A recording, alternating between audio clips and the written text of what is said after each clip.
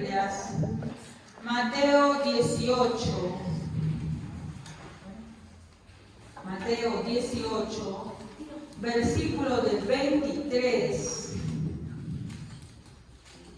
Versículo del 23 al 35. Si algún hermano lo puede leer de manera fuerte y clara, por favor. ¿Ya? Mateo 18, Mateo capítulo 18, del versículo 23 al 35. Amén. Por eso el reino de los cielos se parece a un rey que quiso ajustar cuentas con sus siervos. Al comenzar a hacerlo se le presentó uno que le debía miles y miles de monedas de oro. Como él no tenía con qué pagar, el Señor mandó que lo vendieran a él, a su esposa y a sus hijos, y a todos los que tenían para así saldar la deuda. El siervo se postró delante de él. Ten paciencia conmigo, le rogó, y se lo pagaré todo. El Señor se compadeció de su siervo, lo perdonó la deuda y lo dejó en libertad. Al salir aquel siervo se encontró con uno de sus compañeros que le debía 100 monedas de plata. Lo agarró por el cuello y comenzó a estrangularlo. Págame lo que me debes, le exigió. Su compañero se postró delante de él. Ten paciencia conmigo, le rogó, y te lo pagaré. Pero él se negó, más bien fue y lo hizo meter en la cárcel hasta que pagara la deuda. Cuando los demás siervos vieron lo ocurrido, se entristecieron mucho y fueron a contarle a su señor todo lo que había sucedido. Entonces el Señor mandó llamar al siervo. Siervo malvado, le increpó. Te perdoné todo aquella deuda porque me lo suplicaste. ¿No debías tú también haberte compadecido de tu compañero así como yo me compadecí de ti? Y enojado su señor le entregó a los carceleros para que la torturan hasta que pagara toda la que debía. Así también mi Padre Celestial lo tratará a ustedes, a menos que cada uno perdone de corazón a su hermano. Amén, hermana. Bueno, la parábola de los dos deudores, que seguramente es bastante conocida, ¿no? Que nos habla de cómo Dios le perdona una deuda. Bueno, este rey le perdona una deuda muy grande, demasiado grande, ¿no? A esa persona, pero luego esta misma persona no es capaz de perdonar a otro, ¿verdad? Entonces, hermana, ustedes me podrían decir, bueno, pues el propósito está claro, ¿no? El propósito habla de perdón. Y sí, el propósito habla del perdón. Pero vamos a ver hoy día, porque solamente nos vamos a concentrar en esto, cuál es el propósito de esta parábola. Sí, habla del perdón, pero el perdón específicamente a alguien, ¿ya? Vamos a ver a quiénes. Y para eso tenemos, como decimos siempre, darle contexto. ¿De dónde es que Jesús, bueno, dijo, ya de la nada, voy a contar esta parábola porque, bueno, pues no está bueno decirla en este momento? No. Si vamos a regresar, y vamos a regresar bastante, esta parábola está en el capítulo 18, 23, ¿verdad? Pues nosotros vamos a regresar al versículo número 1, ¿ya? Del mismo capítulo, pero esta vez el versículo 1. Y en el versículo 1, ¿qué es lo que plantean los discípulos? Porque los discípulos están haciendo esta pregunta. A ver, ¿quién lo puede leer, por favor? Amén. Por ese tiempo los discípulos se acercaron a Jesús y le preguntaron: ¿quién es el más importante en el reino del cielo? Muy bien, la pregunta era: ¿quién es el más importante? Esta pregunta, ¿quién es el más importante? El reino de los cielos, le pregunta a los discípulos. ¿A qué está dirigida? ¿Qué es lo que quieren saber ellos? ¿Qué es lo que quieren saber ellos? ¿Quién de ellos es el mejor? ¿Quién de ellos es el mayor? ¿Quién de ellos es más agradable a Dios? Por decirlo de alguna manera. Tristemente, no es la única vez que se lo preguntan a Jesús. Al parecer los discípulos andaban siempre compitiendo entre ellos y había muchos problemas entre ellos. Y Jesús tenía que no solamente cuidar a sus discípulos del ataque de los fariseos, que siempre estaban condenándolos por lo que hacían, ¿no? Sino también tenía que cuidarlos de ellos mismos, porque entre ellos mismos se estaban devorando, estaban viendo quién era el mejor, como hemos visto en otras ocasiones, ¿no? Cuando la mamá de Juan y Jacobo, que son dos de los discípulos, pregunta, le dice a Jesús que si le puede poner uno, cuando sea el reino de los cielos, uno a su derecha y uno a su izquierda. ¿Qué quería que les dé? Les dé lugares importantes, ¿verdad? Y siempre ellos preguntaban una y otra vez esto. Vamos a confirmarlo en Lucas 22, 24. A ver quién lo puede leer, Lucas 22, 24. Lucas 22, 24. Amén. Maestro, Moisés dijo que si un hombre muere sin haber tenido hijos, su hermano debía casarse con la viuda. ¿Ese es? No, a ver. Amén. Lucas 22, 24. Más tarde, los apóstoles empezaron a discutir acerca de quién era el más importante entre ellos. Hasta ahí. ¿Se dan cuenta? Era la única ocasión en la que ellos habían tenido esta pregunta de quién es el más importante, o es que era habitual entre los discípulos, lamentablemente, tristemente, estar viendo quién era el más importante. ¿O seré yo más importante? ¿Seré yo el más importante?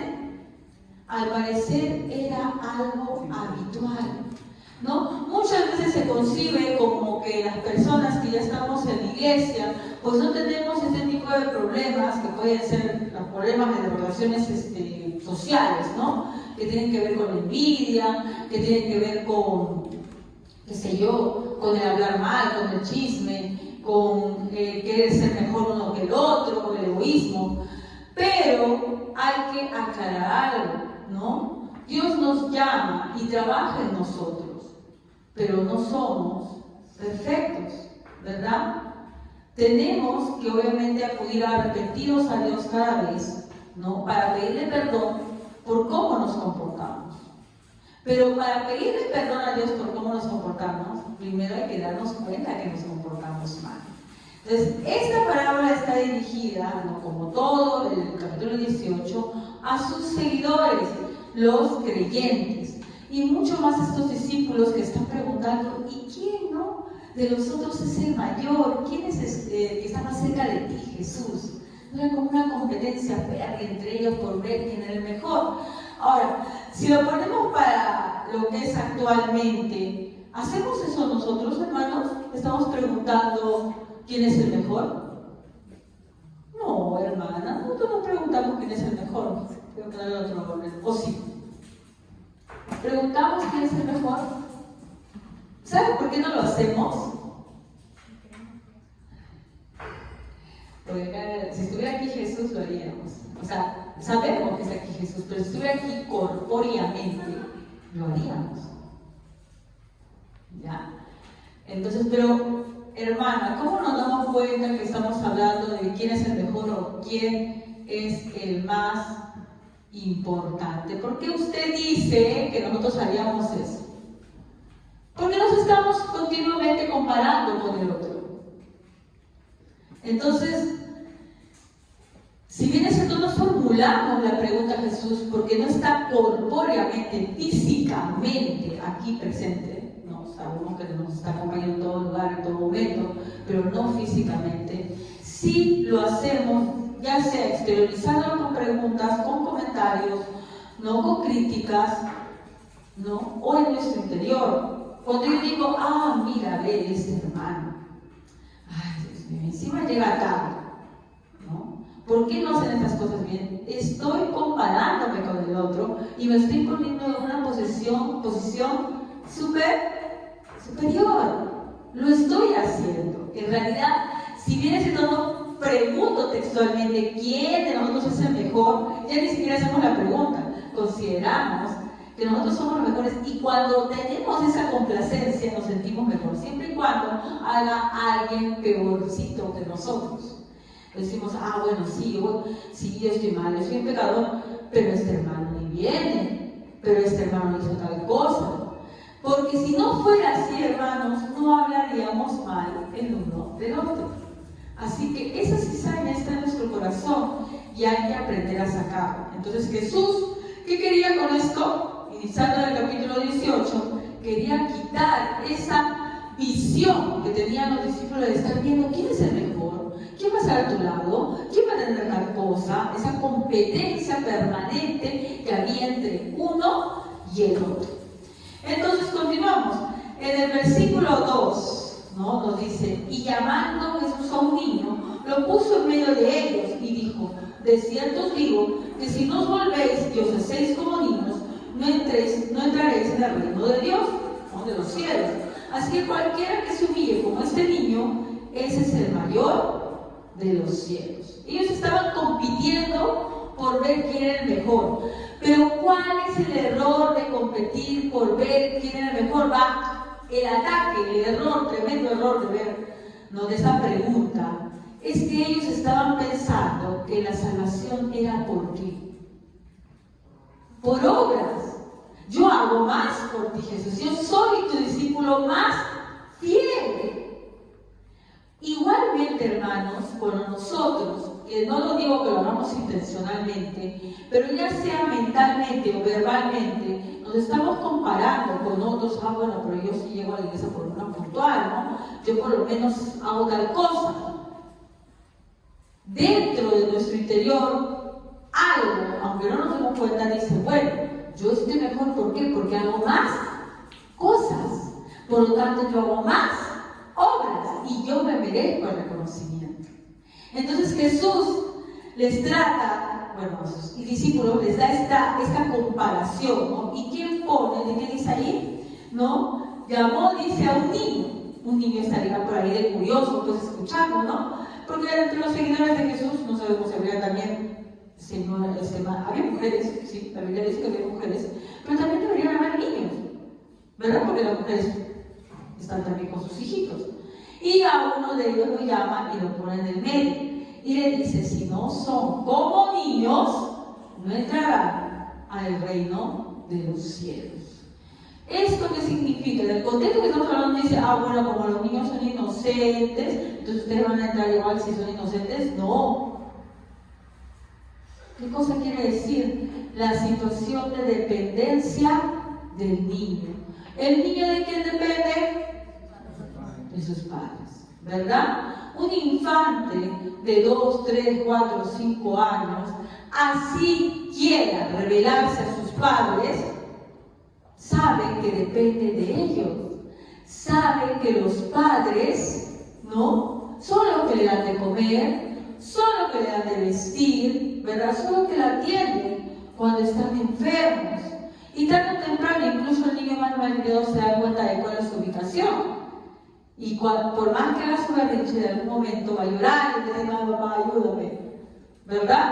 Lamentablemente esta edad se está recortando cada vez más, porque tristemente los niños se están volviendo, no más independientes, porque son más dependientes, pero se están volviendo más rebeldes contra los padres. Pero estamos hablando de un contexto en el cual los niños tenían total dependencia de sus padres. Entonces Jesús le dice, si ustedes no van a ser como estos niños, no entrarán al reino de los cielos. Y él está hablando en sí de la conversión. Cuando uno es convertido, nosotros ya hemos hablado hace meses sobre las bienaventuranzas y la pobreza del espíritu. Nadie es convertido si no reconoce su pobreza espiritual delante de Dios, si no reconoce que es incapaz de salvarse por sí mismo. Aquel que no está desesperado por salvación no acepta a Dios. Aquel que no viene a sus pies consciente de su miseria espiritual y solo viene, qué sé yo, porque, bueno, pues yo vengo a la iglesia porque tengo que portarme bien o por otros motivos, que no es la desesperación de estar con su Señor, de saber que necesita alimentarse de Él, entonces no es un siervo convertido, porque no está anhelando el alimento. Si yo llego a la iglesia de Dios y bueno, pues hermana, va a predicar, ¿cuánto se demorará? calculo no predicará más o menos que el hermano Javier, porque el hermano Javier cuando predica se pasa de la hora y el hermano predica. ¿Qué quiere decir esto? Que en realidad mi corazón ha venido aquí por cumplir, ¿verdad? Tal vez porque toca venir el día viernes, pero no es consciente de que necesita el alimento espiritual. No tiene hambre de la palabra de Dios, ¿no? Está sentado aquí o sentada aquí, pero lo único que desea es descansar tal vez, ¿no? O hacer verdad sus preocupaciones o muchas cosas que tiene que hacer. ¿Por qué? Porque nadie acepta a Jesús si no está desesperado por salvación. Jesús no salva a nadie que no quiera salvarse. Si yo no vengo aquí anhelando el alimento espiritual, entonces sinceramente estoy aquí simplemente por cumplir. Yo no puedo ver los corazones, pero sí puedo hablar de mí misma. Muchas veces cuando llego a la iglesia llego cansada de mi trabajo. Muchas veces incluso somnolienta, porque me da una necesidad que sigo pasando notas o algo así. Y yo sé que todos ustedes tienen muchas responsabilidades, ¿verdad? Cargas laborales, estudios y demás, ¿verdad? Pero cuando llegamos con el corazón relleno de esas cosas, no estamos comportándonos o nos hemos olvidado de nuestra necesidad de Cristo. Entonces usted dice, recuerda, tienes que ser como un niño. Tú prométele a un niño algo y no te va a dejar en paz hasta que se lo des, ¿verdad? Y si tú después de haberle prometido, no se lo das, se va a decepcionar de ti para todo. Ya no te va a creer nada, porque se lo has prometido y le has mentido, ¿ya? De la misma manera, los creyentes, obviamente nuestro Padre, que es el mejor Padre, no es un Padre mentiroso, tenemos que tener también esa misma actitud de niños, totalmente dependientes del Padre. Esa es la evidencia de una verdadera conversión, cuando yo soy consciente de que lo necesito, de que tengo hambre y sed de Él. Pero si yo estoy aquí pensando en otras cosas, se me ha olvidado, yo no voy a decir que no sea un partido, pero se me ha olvidado cuál es mi condición, ¿no? Entonces Jesús pone en medio a este niño y le dice, si no son como estos niños, no entraréis al reino de los cielos, ¿ya? Entonces en el versículo 2 al 3 habla de una descripción que debemos ser como niños, y no estamos hablando de los niños, ¿no? Literalmente, estamos hablando del reconocimiento de la total incapacidad, ¿verdad?, de salvarnos por nosotros mismos. Entonces, de ser humildes aceptando esto. Nadie que no se humille ante el Señor puede conocerlo, porque Dios desprecia a los soberbios, solamente atiende a los humildes, ¿ya? Entonces en el versículo del 2 al 3 Jesús trata de hacer ver a sus discípulos, ¿no?, que tal vez en ese momento no lo captan, ¿no? Pero cuando muere Jesús, antes de morir Jesús, unos días antes de morir Jesús, seguía peleándose por ver quién era el mejor, así que no lo habían captado. Cuando Él muere, resucita, ¿no?, cuando envía su Espíritu Santo, ellos recién comienzan a comportarse como cristianos convertidos, ¿ya? No quiere decir que no cometieran errores, porque vemos también que en la Biblia los discípulos cometieron errores y se tuvieron que llamar la atención, por ejemplo, como Pablo llama a Pedro. Pero, ¿no?, por lo menos tuvieron más cerca de sí el concepto de ¿qué cosa? Nuestra incapacidad. ¿Para qué? ¿Para qué? Para salvarnos. Entonces, ellos estaban discutiendo quién era el más importante, y Jesús le estaba diciendo, ¿qué están discutiendo por los más importantes? Ustedes ni siquiera podrían ser salvos si no fuera por la bondad del Padre. Ustedes están viendo quién es más importante, ¿no? Entonces los hace ubicar, y dice luego en el versículo 4 algo muy especial. ¿Quién puede leer el versículo 4, por favor? Versículo 4. Así que cualquiera que se humille como este niño, ese es el mayor en el reino de los cielos. ¿Ves? La hermana no se ha inventado nada. Acá dice, ¿qué cosa? Cualquiera que sea tan inocente como este niño, cualquiera que se humille. Ahí no está diciendo literalmente, si no te humillas, no reconoces que eres incapaz por ti mismo, entonces tú no puedes ver el reino de los cielos, ¿no? Dice, así cualquiera que se humille como este niño es el mayor en el reino de los cielos, ¿no? De esta manera está describiendo la conversión como en las bienaventuranzas que vimos, la fe como una dependencia absoluta de Dios. Eso que sería hasta el versículo 4 en sí. ¿Ya? Estamos viendo el preámbulo de la parábola de los dos deudores para ver qué nos está queriendo decir Jesús con esa parábola. Pero este preámbulo va a involucrar toda esta prédica, hermanos, ¿ya? Entonces, continuamos. En el versículo 5 dice, y cualquiera que reciba en mi nombre a un niño como este, a mí me recibe. ¿A qué niño se refiere? No estoy diciendo que no empiezan los niños, obviamente Dios siempre, en su palabra, en el Antiguo Testamento habla de atender a los huérfanos y todo lo demás, pero en este pasaje específicamente no está refiriéndose a niños literales. ¿De qué estaba hablando? ¿De qué niño estaba hablando en los versículos anteriores? ¿Un niño chiquitito? ¿Y quiénes son esos? Los convertidos, ¿verdad? Todo aquel cristiano, ¿verdad?, que es dependiente del Padre es un convertido. Entonces, ¿qué pasa a decir Jesús? Y cualquiera que reciba en mi nombre a un niño como este, a mí me recibe. Cualquiera que reciba a un hermano creyente, ¿a quién recibe? A Jesús. Ahí está la importancia del amor, del buen trato hacia tus hermanos, que es un pilar angular, hermanos, de nuestro cristianismo. El buen trato al hermano.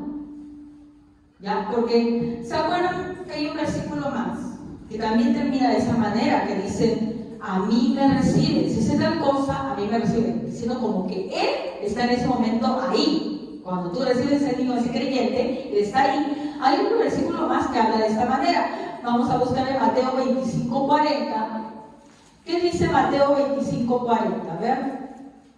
Y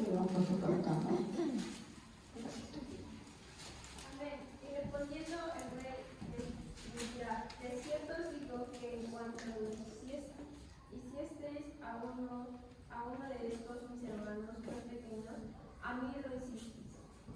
¿Se acuerdan de qué contexto habla esto Jesús? Porque tuve hambre y me diste de comer.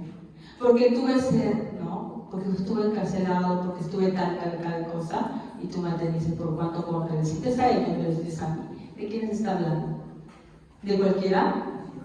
Yo con esto no estoy diciendo que no hay que ayudar a los creyentes, así, porque Dios también ayudó incluso a los que no eran convertidos ni se convirtieron, porque les dio de comer, ¿se acuerdan?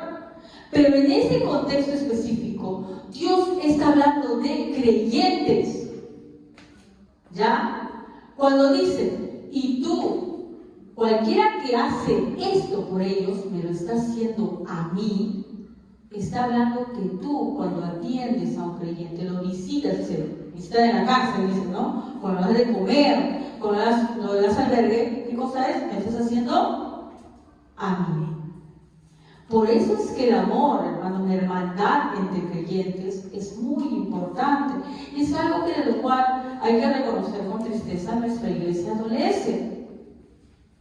Y cuando yo digo adolece, no me estoy diciendo a juzgarlos ustedes, hermanos. Estamos hablando de todos los que estamos aquí, ¿no? Tal vez el vivir en una ciudad, nuestras experiencias de vida, nuestra historia de vida, nuestra misma formación, nos ha hecho muy fríos. No digo todos, algunos menos, más, ¿no?, que otros, algunos un poquito más, algunos un poquito son más abiertos, y algunos somos más chunchos, como dicen, ¿no?, popularmente, pero hay que reconocer los problemas que tenemos como iglesia. La prioridad es siempre para los hermanos de la fe. Y hay que reconocer que sí, adolecemos de eso. Porque por lo general le damos más importancia a nuestra familia carnal. arrepentirnos, porque Dios nos muestra que los primeros a los cuales debemos tener en cuenta es a nuestra familia de la fe. Y a veces no solamente le damos más importancia a nuestra familia carnal, incluso también a nuestras amistades del mundo. Queremos complacernos, congraciarnos con ellos. Por favor, una vez más les digo, no estoy hablando, acusando a nadie. Cuando hablo también me refiero a mí misma, porque la palabra también me cae como, dicen que es como el padre doble filo, ¿verdad?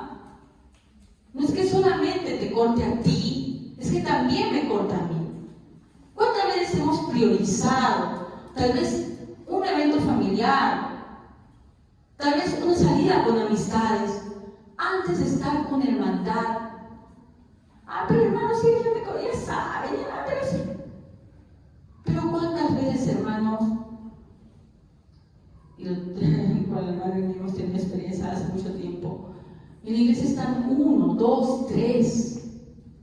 ¿Qué creen que eso no hace sentir mal? Yo sé que humanamente no somos bien vulnerables. Yo sé que obviamente espiritualmente tenemos que estar confiados en nuestro Dios. Que Dios está en todo momento, en todo lugar, que si hubieran 1, 2, 3 reunidos. ¿Sí o no? Pero, hermanos, cuando se juntan los tizones, arde. Y yo sé que Dios está conmigo. Dios no abandona su iglesia. Pero si tú ves que cuando tú congregas hay pocos, de todas maneras el desánimo entra. Entonces a veces no somos conscientes, hermanos, pero vamos dejando de lado a nuestra familia espiritual. Y repito esta parte que de verdad que me conmovió bastante. Así, dice, acaba de decir, como tú hiciste, a mí me lo hiciste. No te lo haces al hermano, se lo haces a Dios. Porque en el versículo que acabamos de leer, ¿verdad? Que los hermanos leyeron, que es el 25:40, dice, respondiendo al rey les dirá, de cierto digo que cuando hiciste esto a uno de mis hermanos más pequeños, a mí me lo hiciste. Entonces está diciendo lo que está a su derecha, ¿verdad? Pero lo que está a su izquierda, ¿qué les dice? Que no, porque tuve hambre y no me diste de comer, porque tuve sed y no me hiciste tal cosa. Por cuanto cuando lo dejaste de hacer, no me hiciste a mí, ¿ya? Y también en otros aspectos, ¿no? No solamente es eso de la iglesia, también sí nos falta mucho la camaradería entre nosotros. Tenemos que trabajarlos todos, no todos. Algunos, como le dije, somos más cerrados que otros, pero tenemos que reflexionar todo lo que estamos aquí, comenzando desde aquí, como todos los que están sentados, ¿no? Le queremos tener como prioridad a nuestra familia espiritual. Entonces, Jesús dice, ¿no? Y cualquiera que reciba en mi nombre un niño como este, a mí me recibe. ¿Qué está diciendo? Que el trato que le das tú a un hermano, ¿se lo está dando a quién? A Cristo. ¿Verdad? Entonces, nuestro trato al hermano es como a Cristo. Voy a poner el costadito acá. Es como a Cristo. Y esto estaba en Mateo, ¿qué? ¿Qué me he dicho? Gracias por su atención, hermanos. Continuamos. Bien, hasta ahora vuelvo para que no nos volvemos mucho, porque la parábola que estábamos viendo es la parábola de los dos deudores, que habla del perdón, ¿verdad? Del perdonarse. Pero como estamos viendo el contexto, Jesús comienza a decir cómo es el trato entre creyentes. Eso va a terminar finalmente la parábola de los dos deudores. Pero él inicia hablando de cómo debemos tratarnos. ¿Por qué? Porque los discípulos, ¿qué problema tenían? Competían entre ellos, ¿no? Porque cuando tú compites estás viendo el defecto del otro, qué mal hace el otro, porque su pregunta era, ¿quién es el más importante?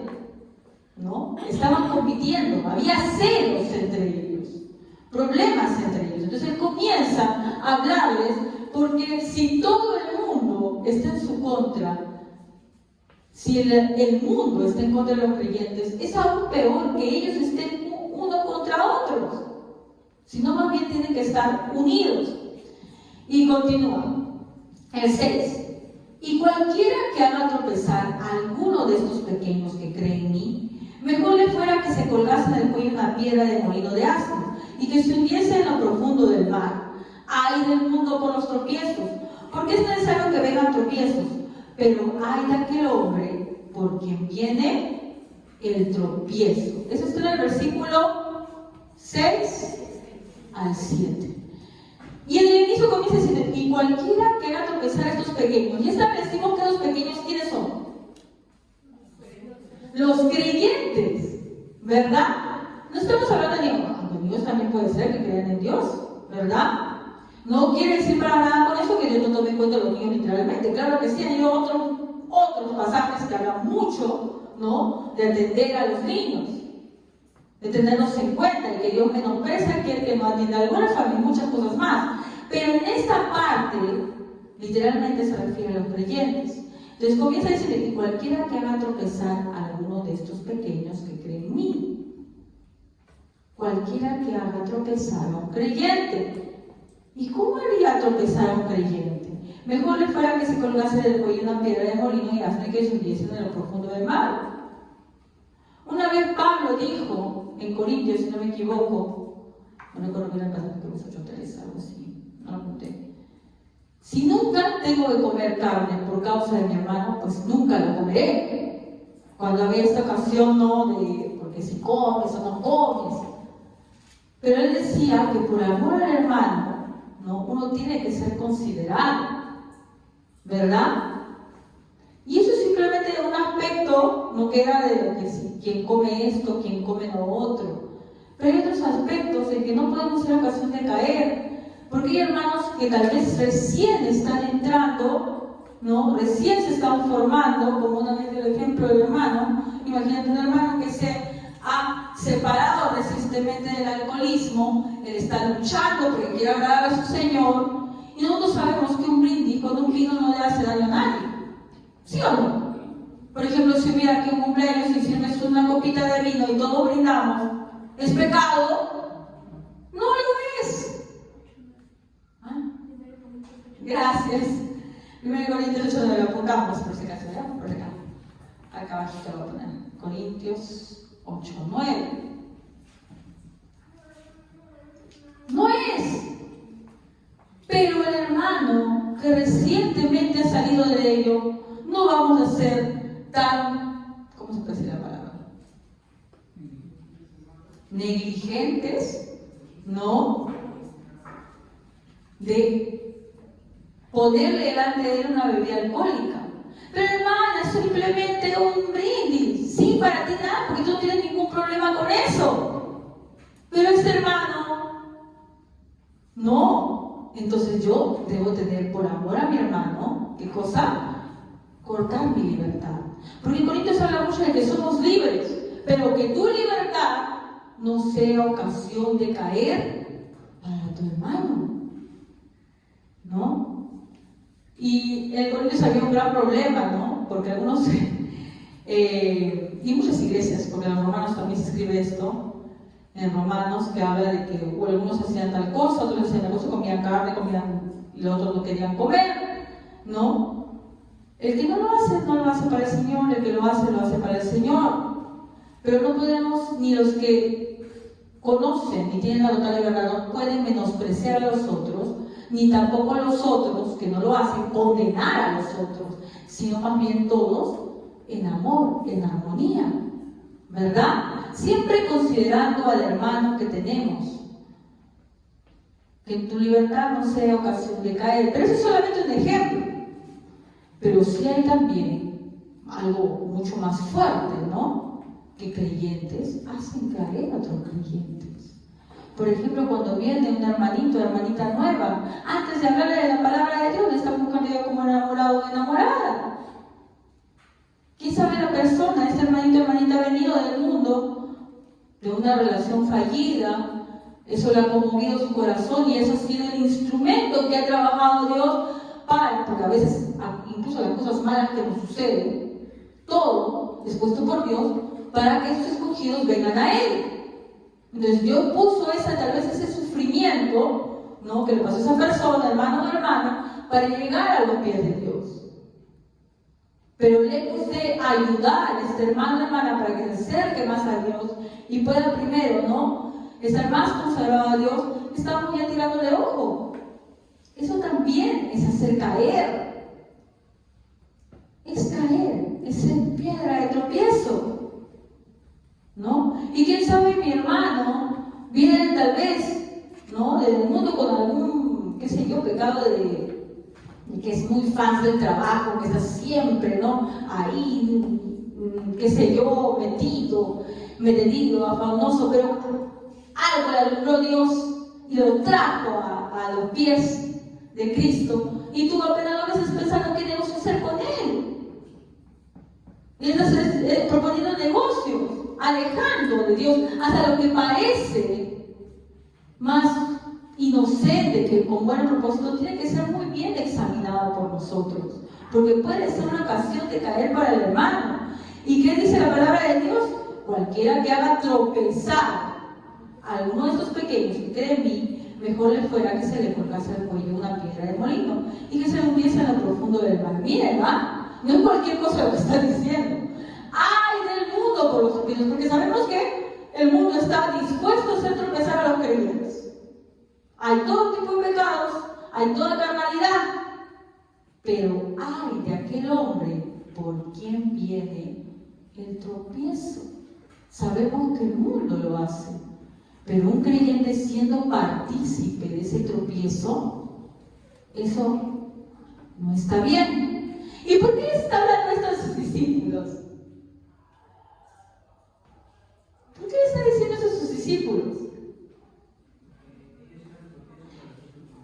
Ellos eran el tropiezo. ¿Saben por qué? Porque ellos vivían viendo que competían, ¿verdad? ¿Quién es el mejor? Y que venía la mamá del otro a hablarle el nombre del otro para que le pusiera su diestra y a su izquierda, y que sí, que no, tú sabes, no sabes, que yo soy mejor, que yo estoy más cerca. ¿Y qué creen? Que eso no veían los demás. Los que recién estaban tal vez sumándose a las vidas. ¿Y qué hacían entonces cuando veían eso? Uno, pues estoy para peleando cada rato, mejor me voy. Uno podía ser. Dos, hacían lo mismo. Aquí era competencia, entonces hay que competir. Entonces ellos estaban siendo tropiezo para los creyentes, los discípulos. Por eso es que se los dice, les está diciendo a ellos, no sean tropiezo con su comportamiento, con sus celos, con sus contiendas. Están siendo tropiezos para los nuevos creyentes. ¿Cuántas veces hemos sido tropiezos nosotros, hermanos? Muchas veces. Muchas veces somos tropiezos que seguimos siendo tropiezos, porque a veces nuestra carne nos gana, ¿no? Y los nuevos creyentes lo ven y piensan que es así, y ya pues ellos también se adaptan y hacen lo mismo, ¿verdad? O le hacemos más difícil acercarse a Dios, porque dirán, bueno, si es así, no, como dice, le damos pretexto. Le damos pretexto, a veces somos nosotros los que damos pretexto, y Jesús nos está diciendo, mejor sea que una tierra, una piedra de molino de asno, se le cae del cuello y se hundiese en el profundo del mar. Entonces el versículo 17, ¿qué dice? No hagas tropezar, ¿a quién? Tropezar a tu hermano. Estamos hablando de creyentes, ¿verdad? Estamos viendo entonces que todo el inicio de Mateo 18, hasta que lleguemos a la parábola de los deudores, habla de ¿qué? De ese buen trato, amor, que debe haber entre ¿quiénes? Entre los hermanos, ¿no? Porque todo se comienza con esta pregunta, ¿no? Estas contiendas que hay entre los hermanos, dicen, ¿quién es más importante? Entonces Jesús le da una regatafina, ¿no? De mandato para que se den cuenta que no deben ser así.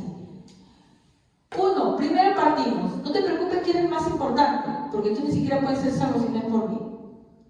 Hablando de Jesús mismo. O sea, ¿qué te haces que tú no hagas más o menos? El que haga la salvación es Dios. Luego comienza, ¿qué? Trata bien a tu hermano como lo tratarías a Cristo. Luego continúa, no hagas tropezar a tu hermano. Siguiente, vamos a ver, ¿ya? Vamos al versículo 10. Vamos a ir a este 10 porque ya has dado una explicación más ¿Ya? Pero que no se presta mucho para lo que vamos a hablar ahora. Vamos a ver el versículo 10. El versículo 10, ¿qué dice? A ver. No, estamos en Mateo 18, 10. A ver. Mirad que no menosprecéis a uno de estos pequeños, porque os digo que sus ángeles en los cielos ven siempre el rostro de mi Padre que está en los cielos. ¿Qué está diciendo? Los creyentes que tienen.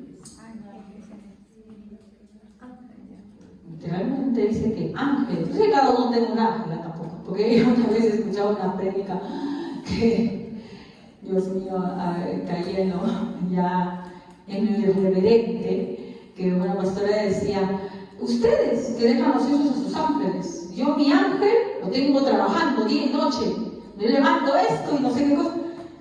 Sí. Qué vergüenza. Ya, no tiene nada que ver con eso. Tú no mandas a los ángeles y no son tus empleados, por si acaso. No está diciendo eso para nada. Está diciendo sí, que los ángeles a ser, ¿quiénes? Siervos de ¿quién? No tuyo, ¿de quién? De Dios. De Dios, aclarando, no tuyos, sino al ser siervos de Dios, están pendientes de los creyentes. Dios los envía para cuidarlos. Si no, mira todos los innumerables pasajes en el Antiguo Testamento y en el Nuevo Testamento. En el Antiguo Testamento se acuerdan una vez, si no me equivoco, es ese día de Eliseo que está a punto de, estaba solito y había todo un ejército delante de él, y como que él, hay un siervo a su costado, ¿no? Y a este temeroso, si no me equivoco, y le dice: abre los ojos, y ve que hay todo un ejército de ángeles ahí, cuidándolos, ¿verdad? Y cuando los apóstoles están en la cárcel, ¿quién los saca? Un ángel también los saca. Entonces, los ángeles, a ser siervos de Dios, tienen como mandato estar pendientes de los creyentes. Y este versículo te dice: mirad que no menosprecéis a uno de estos pequeños, porque os digo que sus ángeles en los cielos ven siempre el rostro de mi Padre que está en los cielos. Los ángeles están en el cielo y ven el rostro de mi Padre. ¿Y eso qué tiene que ver, hermano? ¿Qué quiere decir que ven el rostro de mi Padre? Obviamente los ángeles están ahí en el cielo con Dios. Mira que sus ángeles están ahí. Por ejemplo, ¿no? No sé qué ha pasado con los niños. Entonces, cuando son varios hermanitos, y dice uno: oye, no le hagas así porque yo le voy a decir a mi papá, tú has hecho. Te voy a decir: no le pegues, así me lo voy a acusar, ¿verdad? El mayor, ¿no? Está cuidando al menor de que no le vayan a hacer nada. Entonces, si los ángeles están viendo, es ofensivo, ¿verdad? Lastimar al creyente. Porque, ¿qué va a hacer el ángel? Obviamente Dios lo sabe todo. Pero su función es también decir a Dios. Es cuidarnos, ¿ya? Entonces, aquí nos está hablando, mira, dice, que no menosprecies a ningún pequeño, sea creyente, ninguno, no menosprecies a ninguno, por más que lo vea que, ay, no, pero este hermanito sí, ay, tanto tiempo, pero sí, igualito, no cambia, no evoluciona nada, se ha quedado ahí, ¿no? Y una y otra vez tropieza de nuevo con la misma piedra. No menosprecies a uno de esos pequeños, porque os digo que sus ángeles en los cielos ven siempre el rostro de mi Padre. ¿Qué cosa quiere decir esto?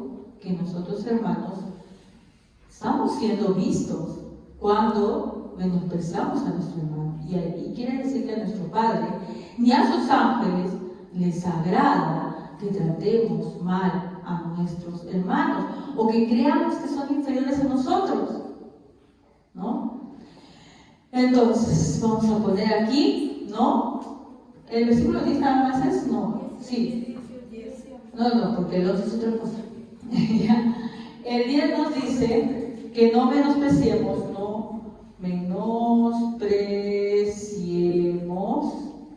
a los hermanos. Porque ¿quién disgusta? Disgusta a Dios y sus ángeles. Qué ridículo es cuando alguno dice, no, yo levanté a este ángel, ¿no? Tienen la menor idea de lo que están hablando. Los ángeles no son nuestros siervos para nada, no tenemos nosotros por qué decir enseñorearnos de ellos. Más bien, no, debemos saber que los ángeles incluso son superiores a nosotros, como dice la Biblia, en ciertas cosas, ¿ya? Entonces no es que sean nuestros siervos, ni como esos gorditos ángeles esos querubines que ponen como unos bebitos. No, hermanos, los ángeles son seres espirituales poderosos que son enviados por Dios para algunas cosas, ¿verdad? Pero que siempre están pendientes de nosotros también.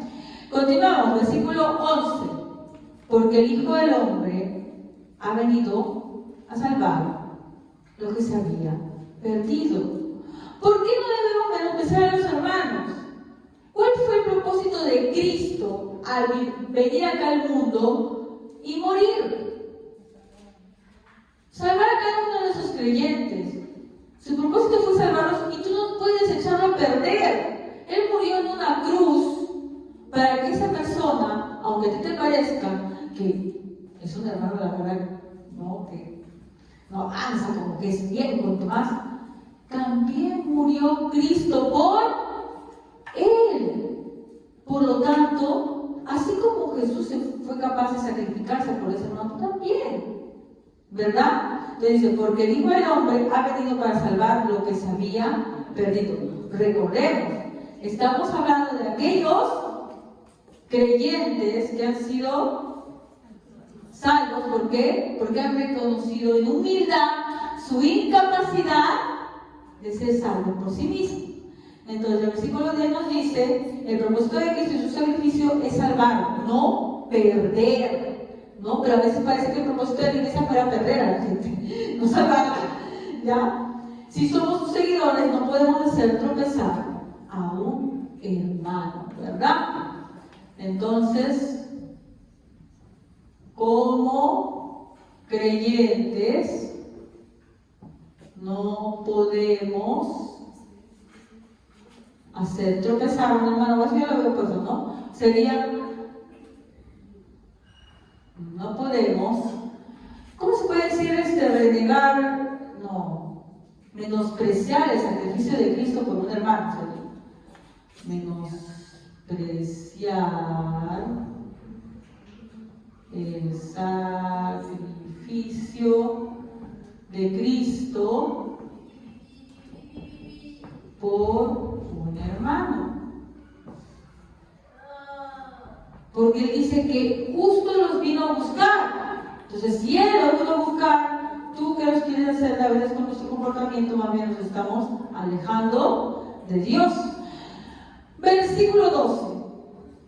Y acá ha habido una pequeña parábola, que es un preámbulo también. Dice, ¿qué os parece? Si un hombre tiene 100 ovejas y se descarría una de ellas, ¿no deja las 99 y va por los montes a buscar la que se había descarriado? Y si le acontece que la encuentra, de cierto os digo que se regocija más por aquella que por las 99 que no se descarriaron. Así, no es la voluntad de vuestro Padre que está en los cielos que se pierda uno de estos pequeños. ¿Por qué? Porque murió por todos ellos, por todos sus elegidos. Entonces, si Él está pendiente, ¿no?, de que ninguno, ¿no?, y que si se va uno, lo recoge, nosotros como imitadores de Cristo tenemos que hacer también lo mismo, estar pendiente de nuestros hermanos. Así la pregunta de Caín se responde: ¿soy yo guarda de mi hermano? Sí. Sí, eres guarda de tu hermano. Caín lo dijo obviamente como una contestación deshonesta. ¿Cuándo? ¿Qué había hecho? ¿Qué había hecho? ¿Por qué lo había matado? Sí, ¿se dan cuenta de dónde nace el homicidio? Del corazón. Y cuando los discípulos preguntaban ¿quién es el mayor? Y peleaban por ellos, tenían celos entre ellos, eran homicidas. Eran homicidas, porque Jesús dijo: si cualquiera que le llama en su corazón fato a su hermano es culpable. Y ellos vivían en esa competencia, discutiendo por ver quién era el más importante. ¿verdad? Entonces Él les llama a reflexionar con esta pequeñísima parábola que les da, diciendo, pero si alguno está bien, supongamos sí, vamos a aceptar. Los hermanos no somos perfectos, nos vamos a equivocar. Algún día tal vez responderemos mal, otro día, qué sé yo, seamos flojos y no hagamos lo que nos habían dicho que debamos hacer, ¿no? O tal vez dejemos de asistir con frecuencia a la iglesia, o por ahí que nos está jalando más el mundo. ¿Qué es lo que dice Jesús que se tiene que hacer? Hacerle regresar. Dice que se deja a los 99 y Él se va por el descarriado. No, siempre se predica eso, ¿no? Como están así, los que están perdidos en el mundo. El que se ha descarriado. Estaba en el redil y se está descarriando. Qué importante es entonces que veremos por los hermanos que justamente vemos que se están descarriando. ¿Ya? Entonces el versículo del 12 al 14 nos demuestra qué cosa, que como hermanos debemos velar por aquellos que se están alejando de Dios, ¿verdad?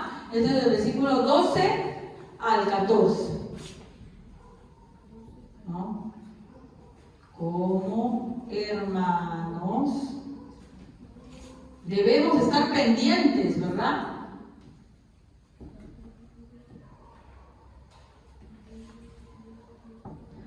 Y buscar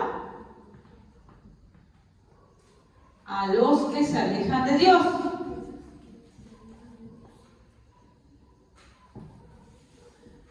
Y a veces el que está alejando de Dios puede estar muy cerca de ti, hermano. Muchas veces hemos visto el alejamiento de Dios, de nuestros hermanos, en cámara lenta. Y no hemos hecho mucho por miedo, por vergüenza, por no querernos meter, por no ganarnos problemas. La verdad es así. Estuve viendo que un hermano como que no, ya no está queriendo venir, no, como que se pone, qué sé yo. Y a veces somos tan cobardes, me incluyo, que no somos, dije, no, pero si le digo, se va a molestar, no. Tampoco es una cuestión de decirle con un sentimiento de superioridad. Pero si amamos a nuestro hermano, tengo que decirle, mira hermano, está mal, no te alejes de Dios, estás haciendo esto, claro que en privado, no estaba comentando con todo el mundo, ¿no? Mira lo que te dice, mira, yo creo que esto que estás haciendo te está alejando de Dios, esto que has decidido no es para tu bien, ese es nuestro deber. ¿O cómo crees que se busca la descarriada? Que tú vas por ahí y la abeja descarriada viene a ti. Está descarriada.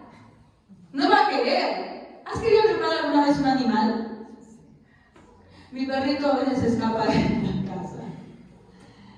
No lo puedes meter otra vez porque quiere salir. A veces ya no le digo que ya nos metemos, ya le vamos a esperar cuando se aburra y ya entrará. Pero un animalito cuando se va, te hace correr, ¿sí o no? Te hace correr con los padres, se queda a tapar, ¡pum! Se corre otra vez. Y te da cólera, a mí sí me da cólera. ¿Verdad? Entonces, ¿tú qué crees? Cuando el hermano tú le vayas a decir, mira hermano, no, esas cosas te pueden estar alejando de Dios. ¿Siempre te va a decir gracias, hermano, por hablarme? No. No te va a decir eso. Te va a mirar con mala cara. Te va a responder feo. Te va a decir que te mete, yo tengo derecho. Pero esa es tu labor. Esa es tu labor. Porque eso es lo que nos encomendó Jesús. Y tenemos que hacerlo. Así que el que piensa que tiene que estar, porque a veces no somos, y a veces te incluye también, ¿no? Quiere evitar el problema, quiere evitar la discusión, hermanos, no. Sí es cierto, y discusiones vanas, que no tienen nada que ver, tenemos que evitarlas. Pero si es para que nuestro hermano vuelva a la fe, no se esté alejando, no se haga daño, pues a veces tendremos que caer mal. A veces tendremos que ser los odiosos, los chichosos, los fanáticos, porque también no dicen así, ay, tú eres fanático, pues tú quieres estar todo el día en la iglesia, pues. Yo no soy así. Tendremos que caer así. ¿Qué vamos a hacer? ¿Por qué? Por amor. Si Cristo, por amor, hasta le dijeron, Él es hijo de Belcebú, siervo de Belcebú, por Belcebú echa fuera a los demonios, pues que nos digan que somos chinchosos, que nos digan que somos fanáticos, que nos digan que somos odiosos. A veces me han notado que algunos hermanos cuando llegan a una casa, ay, ya sabemos lo que nos van a decir. Porque sabes que estás haciendo mal. Y te molesta que se meta. Pero que, si te dicen algo, hermanos, entiéndelo. Si es para tu bien espiritual. Si no te están diciendo, oye, sí, vamos, sigue yendo, ¿para qué vas a la iglesia? No, ¿para qué? Eso obviamente no. Entonces es un hermanito, pero ¿por qué no va a la iglesia? No lo tomes a mal. Tómalo a bien porque te ama. Ahora, si te dice algo malo, obviamente que no. Pero si te está diciendo cosas buenas, te está compartiendo cosas buenas, entonces no lo tomes a mal. Entonces, con esa pequeña parábola, Jesús sigue hablando, todos se dan cuenta que está hablando de qué, de cómo debemos ser con los hermanos, de lo importante que son para cada uno de sus creyentes. Y así como son importantes para él, que eres capaz de ir a buscar al hermano, también deben ser para ti. ¿Ya? Nos vamos acercando ya más, porque nos vamos a terminar el propósito. Vamos al 15. Y aquí hay una palabrita. A ver, ¿quién me puede leer el 15? Si tu hermano hace algo malo, ve y habla solas con él. Explícale cuál fue el mal que hizo. Si te hace caso, has recuperado a tu hermano. Hasta ahí. En la versión Reina Valera, por favor, ¿cómo comienza? Por tanto, si tu hermano peca contra ti, ve y repréndele, estando tú él solo. Si te oyere, has ganado a tu hermano. Por tanto, cuando yo digo por tanto es que por todo lo que he dicho, ¿no? He dicho esto, y por lo tanto, ¿verdad? Entonces, por todo lo que ha dicho, él ya está dando algunas conclusiones. Por tanto, si tu hermano pega contra ti, dense cuenta aquí, ¿por qué Jesús se refiere aquí de este problema que un hermano te ha hecho daño? ¿A quién se los está diciendo? A sus discípulos. ¿Qué pasaba? Que ellos vivían contendiendo. Por lo tanto, ¿qué pasaba? Se resentían. ¿Por qué? Porque el otro una vez le dijo una palabra oficial. No, pero si Jesús está más conmigo que contigo, tú no eres. Paraban así. Entonces, paraban ofendiéndose. ¿No? Y por tanto, les he dicho todo esto. ¿No? Yo cuido a cada uno de mis hijos, a todas mis ovejas. Yo quiero que también se cuiden a ustedes. Por tanto. Porque seguramente yo me imagino que llegaron a Jesús para hacer esa pregunta de quién es más importante. Cuando los chiquitos vienen a ti, algunos de tus hijos te han dicho, ¿tú quieres más a mi hermano que a mí? Sí, ¿verdad? Yo también lo he dicho. ¿Lo han dicho alguna vez? Sí. ¿Por qué vienen así? Porque ellos estaban llevándose muy bien y de la nada te surgió, voy a decirle a mi mamá que quiere más a mi hermana o a mi hermano. ¿Qué ha pasado antes? Estaban peleando, ¿sí o no? Cuando llegan a ti con eso es porque estaban peleando. Entonces, ¿por qué creen que llegan a Jesús diciéndole, ¿quién es más importante? Porque estaban peleando. Y llegaban a Jesús y decían, ¿y quién es el importante? Jesús dice, para que escuche que yo soy. Entonces, él por eso les dice, le puede decir todo eso. Por tanto, si tu hermano peca contra ti, ve y repréndele estando tú solo. Ve y dile, hermano, no me gusta que me hables así. Ya, tú solo, con él. ¿Qué estaban haciendo ellos? Un escándalo ahí. Viniendo a acercarse. Y parece que había gente, porque él cuando da el ejemplo del niño, coge un niño que estaba por ahí, dice. O sea, estaba bastante gente, que lo estaban pleiteando.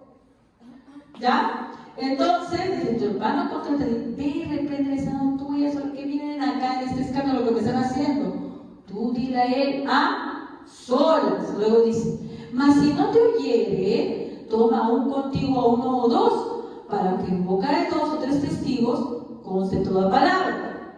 ¿Ya?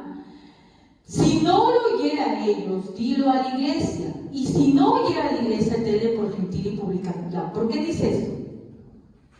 Acá hay algo importante que entender, hermanos. ¿Ya? Él está diciendo que primero tú le tienes que hablar a tu hermano, ¿no? Si es que tú has considerado que te ha ofendido. Háblale a él personalmente y diles, hermano, me has ofendido, ¿no? Pero supongamos que él continúa. Le dice, mira, ¿te has ofendido? ¿No te ofendí yo? Dice que se hable con otros hermanos para que se dé cuenta que no eres tú solo el que lo está notando, sino que también otros lo van a notar, ¿verdad? Se habla una vez más en la privacidad con este hermano. Pero si no, busca a toda la iglesia para que también sea, no porque sea acusado, oh mira, sino para que sea redarguido con toda la iglesia y que le hable, hermano, no estás actuando bien, te estás portando mal, ¿verdad? Pero si no, ¿qué dice? Ay, no, qué feo, hermano, esa parte no me gustó. ¿Cómo que tengo por gentil y publicano? Si una persona sigue y sigue dañando, lastimando, sin arrepentirse, sin remordimiento, ofendiendo públicamente una y otra vez a su hermano, ¿es creyente? No lo es. Vamos a buscar para confirmar en 1 Juan 4:20. ¿Qué dice? Vamos terminando. 1 Juan 4:20. A ver, ¿qué dice 1 Juan 4:20?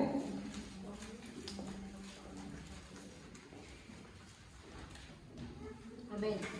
Si alguien dice amo a Dios, pero odia a otro creyente, esa persona es mentirosa, pues si no amamos a quienes podemos ver, ¿cómo vamos a amar a Dios a quien no podemos ver? Amén. ¿Ya? Entonces aquí nos está hablando ¿qué cosa? De que si un hermano sigue y sigue y sigue ofendiendo y sigue ofendiendo, ¿es creyente? No lo es. Si solamente, a veces debes ir abajo, perdón. Acá vamos a ver, es el versículo del 15 al cual? Al 17, ¿verdad?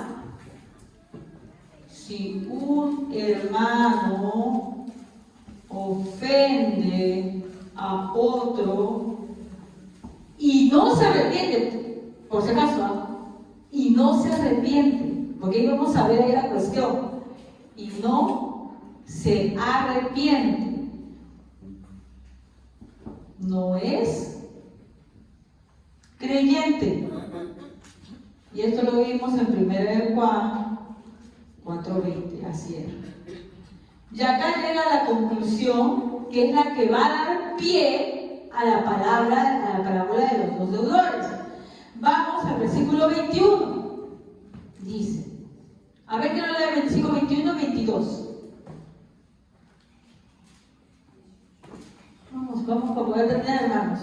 Entonces se acercó Pedro y le dijo, Señor, ¿cuántas veces perdonaré a mi hermano que peque contra mí?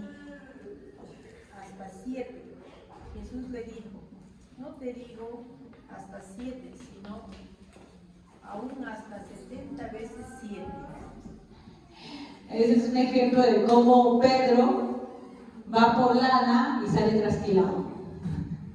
Porque él va a preguntarle, bueno, está bien, ¿no? Ya, está bien. Pero si pega contra mí todo el tiempo, ¿no? Pero acá dice, no, si no se arrepiente, no es creyente. Pero si mi hermano pega contra mí y se arrepiente, ¿cuántas veces le tengo que perdonar?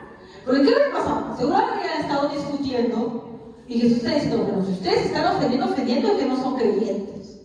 Entonces Pedro dice, bueno, acá sí, ese hermano, Carlos también a mí, me ofende, pero se arrepiente. ¿Cuántas veces lo tengo que perdonar? ¿17 veces? 70 veces. Siempre. Si él se arrepiente, siempre lo tienes que perdonar. Si no se arrepiente, es que no es creyente. No es creyente. Simplemente, una persona que simplemente hace daño al otro creyente no es creyente, porque la Biblia lo dice. Aquel que no es capaz de amar a su hermano, a que ve, no es de Dios. Pero si se arrepiente tu hermano, por más que te haya hecho una y otra vez daño, lo tienes que perdonar. y otra vez.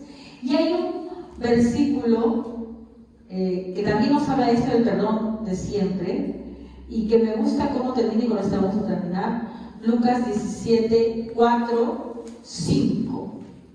Primero Lucas 17, 4, a ver.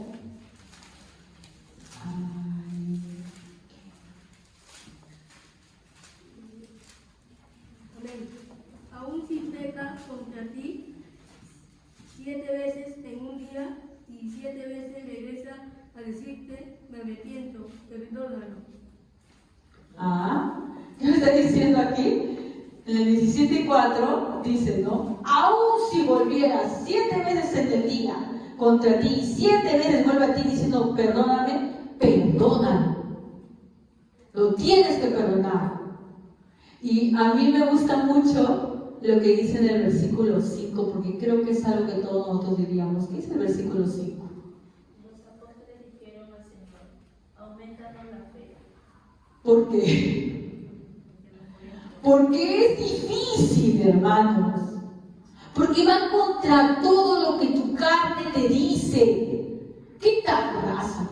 Una y otra vez. Ya le he hablado 100,000 veces y otra vez lo mismo. Parece que... ¿Y qué te dice el Señor? Sí, una y otra vez tienes que perdonarlo. Y si no podemos hacer esto, ¿qué debemos pedir? Así como estos discípulos se acercan a Jesús. ¿Y qué le dice? Aumentanos la fe. Dánoslo. Eso que no podemos hacer por nosotros mismos, que nos cuesta. Porque, hermanos, como vamos a ver luego la próxima semana, Dios mediante, en la parábola de los 2 deudores, que sí vamos a verla, hermanos, siempre estamos viendo el pecado en nosotros y no en los otros y no en nosotros. Y queremos que Dios nos perdone, pero no somos capaces de perdonar a nuestro hermano. No queremos misericordia para nosotros, pero no somos misericordiosos para con nosotros. ¿Sabes cómo lo demostramos? En nuestra lengua. Porque nuestra lengua es así, flash, para juzgar al otro. Muy rápida, para decir, ay, mira otra vez esa. Pero si queremos que Dios nos perdone todas las veces que le fallamos. Pero con nuestra lengua condenamos fácilmente a todos los hermanos que están fallando. Y todos somos así, hermanos. Todos somos así. No podemos negarnos. No, hermano. Nuestra lengua siempre nos va a, si quieren, ¿no? ¿Cómo es el versículo de Santiago donde habla de la lengua? Aquel que domina su lengua ha dominado todo. De verdad. No, pero yo no hablo mal con nada. Por lo general, cuando no, eso decía, hermano, así, en confesión sincera. En confesión sincera. Por lo general, yo no hablo mal de la gente cuando no hablo con nadie.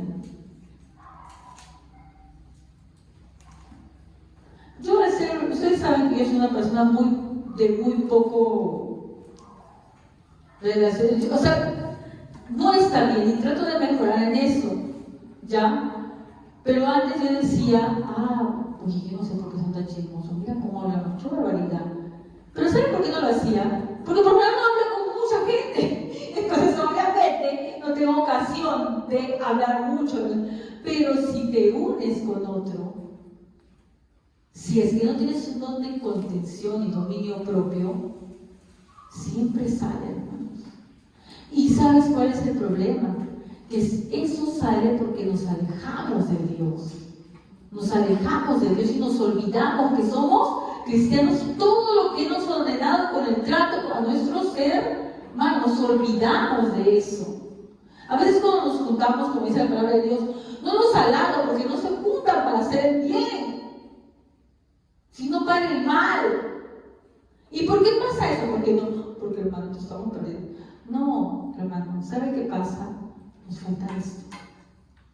No estamos viviendo todo el tiempo con esto. Y tú te vas a dar cuenta que hablas más mal de la gente cuando menos tiempo pasas con Dios. Cuando más tiempo pasas con Dios, Como que hay algo que te acordaste porque en la mañana estás escuchando tu predica.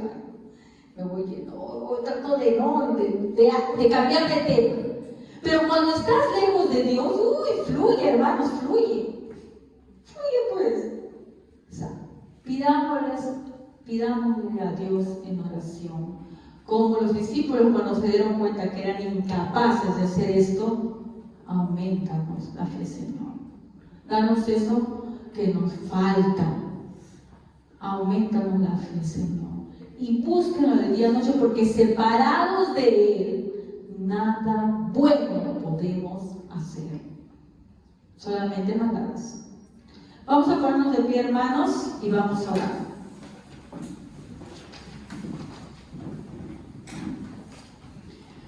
Padre bendito, Padre amado, ten misericordia de nosotros, Señor.